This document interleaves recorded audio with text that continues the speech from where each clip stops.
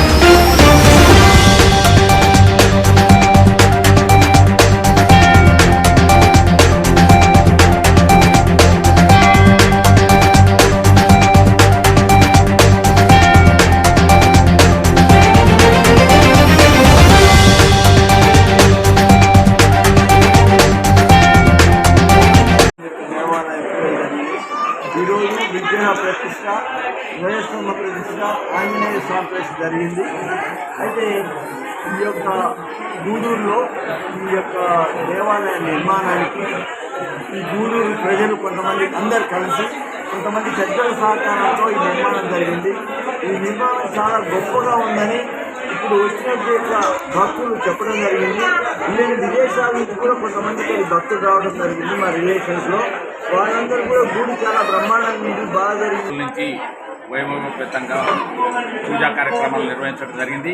ఈరోజు ముఖ్యంగా విగ్రహ ప్రతిష్ట, ధ్వజస్తంభ ప్రతిష్ట కార్యక్రమం దిగ్విజయంగా శ్రీ ఆనంద శర్మ గారి బృందం దిగ్విజయంగా నిర్వహించడం జరిగింది. భక్తుల లక్ష్మారెడ్డి గారికి, అదేవిధంగా మరణ్ శాఖ మ్యాచ్లు కోమటిరెడ్డి వెంకటరెడ్డి గారికి, మరి బీసీసీ అధ్యక్షులు వెంకటనాయక్ గారికి, మిగతా పెద్దలందరికీ కృతజ్ఞతలు తెలియజేస్తున్నాము.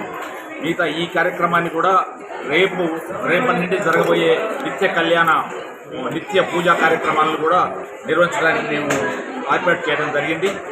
భక్తులందరూ రోజు వచ్చి ఉదయం కానీ సాయంత్రం కానీ 6 గంటలు సమయాన్ని కేటాయిస్తున్నారు వారు. మీరందరూ వచ్చి స్వామివారి ఆశీర్వాదాలు తీసుకొని స్వామివారి కృప పాత్ర కావాలని కోరుకుంటున్నాము. సెలవు.